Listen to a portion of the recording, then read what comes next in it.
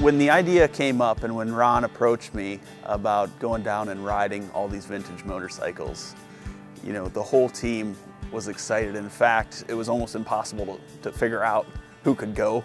He started rounding up all his motorcycles that he had stuffed away in barns, he had in storage areas, he had them in this underground vault. He goes to the last one in line and fires it up, kickstarts it, and heads out onto the gravel road that led to to an old worn highway. And saying, hey, this one's got such and such a shift and you need to be careful with that, and off you go.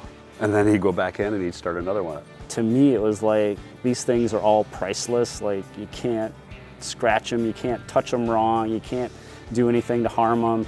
And he's treating them like they're popcorn. He's just like starting them up and saying, here, go ride this one. Like, seriously, I get to go ride this? And he just started starting bikes up and just handing us bikes. And he just kept rolling bikes out and we kept riding off on them. Everyone that you got on was completely different. They had so much character when you actually got to ride them and interact with them and kind of meet them in person. These bikes we rode were non-restored, so they're just as they were. So when you're riding it, the sound, the feel, the vibration, you just felt like you were back in the day. You have to throw some of the conventions that you've come to accept, like a right-hand throttle out the window, and to try to get that right hand to stop, and I'm going to use the left hand. A left-hand throttle, a right-hand ignition, a right-hand shift. Suicide clutch, and we don't know the shift pattern. Probably never even touched an Indian before that.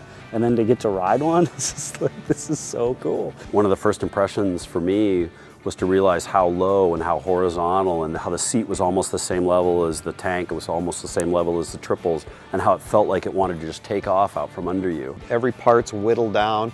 It's minimal. They were styled, but very functional. Every one of those bikes is really a piece of art. You know, some of those design insights didn't come until I swung a leg over and started to, experience it and ride it. And there's so many things that happen to me when I get to interact and when I get to compare it and have those bookends of those other bikes around it. My knowledge went up another level about those engines and about what I wanted to do. All that changed so dramatically after we did that ride. The part that we want to carry forward with the new Indian motorcycles is really that feeling that you experience when you're riding the bike. If we don't get the engine right, it doesn't matter what else we do. The engine is the single most important thing in a bike. Because it's a motorcycle. You take the motor and you wrap the bike around it, and that's what a motorcycle is. I feel pretty confident that people are going to look at it and they're going to say, wow, I see why it's an Indian. This will be a top 5 moment. This will be one of the things that I tell my grandkids about, and they'll be amazed and say, oh, that's your grandpa and he was a part of this. We're resurrecting Indian motorcycle. It just touches me deep, and it just makes me happy to know that someday these are going to be back on the road and everybody can enjoy this great brand again. When the world sees this engine, they're going to understand that Indian is back.